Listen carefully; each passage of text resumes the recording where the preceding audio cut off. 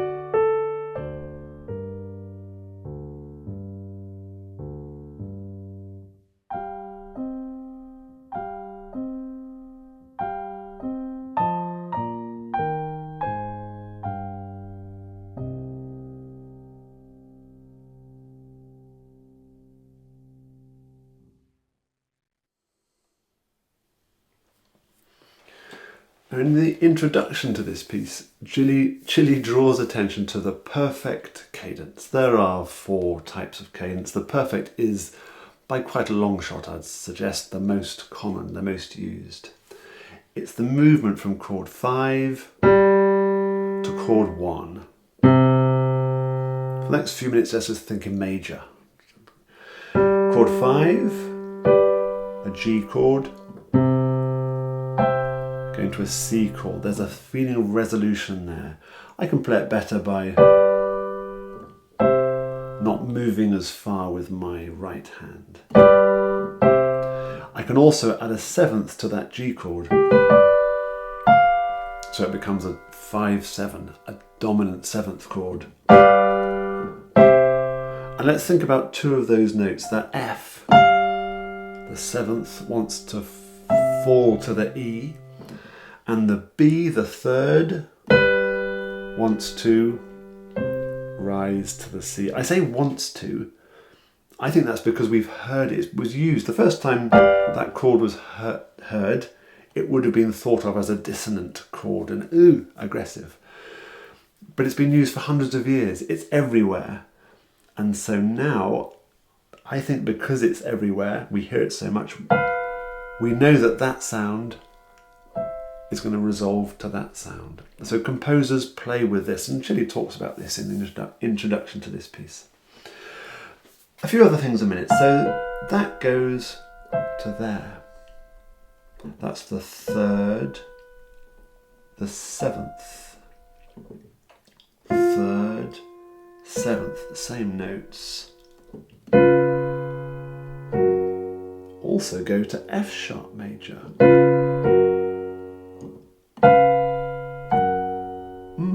So they can go to C major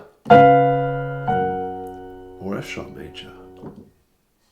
You go play with that, get your head around what happened there. And then we said that chord 5 goes to chord 1. Well, what's the chord 5 of the 5? What we call a secondary dominant.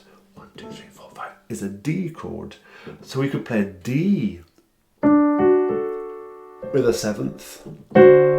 To go to a G, to go to a C. That sounds like a thing, doesn't it?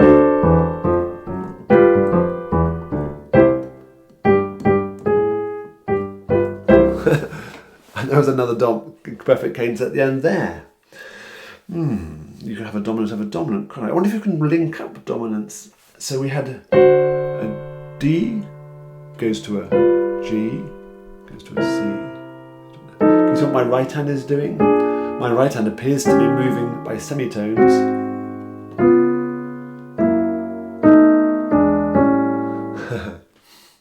Have a play with some of those ideas there as well.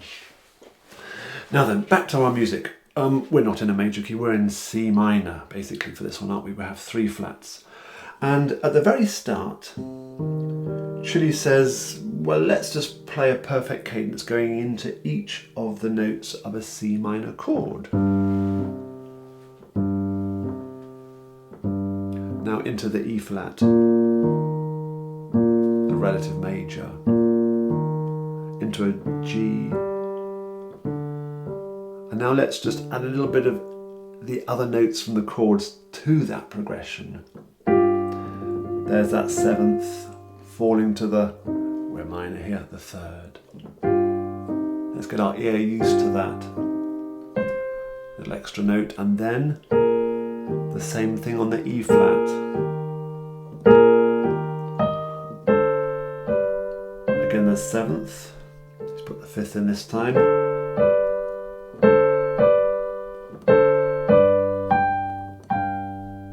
And we're back to where we started. Let's go down a tone. Notice how this time we've already seen, haven't we, how that shape can cascade in on itself,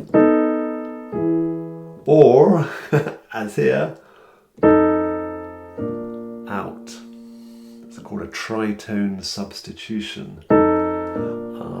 Do ask in the comments below if you want anything explained.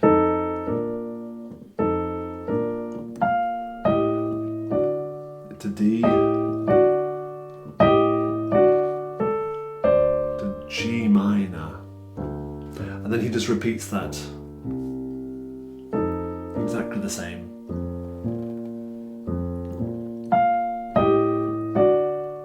Going into D, but notice how that chord, it isn't a dominant 7th, is it? So I call a half diminished. Those are the notes that he's not playing, but our ear is somehow magically hearing.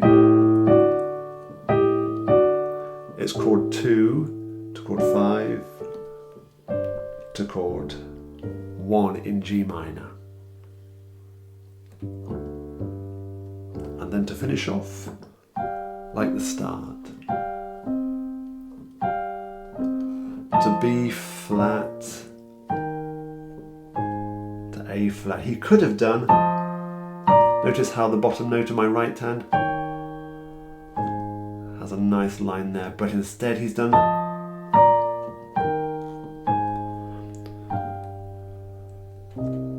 taking us back to C minor. The perfect cadence, chord 5 going to chord 1.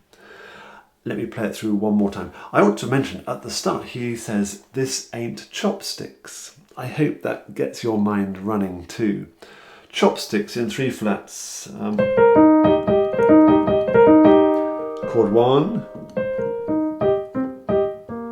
chord 5, chord 1, chord 5,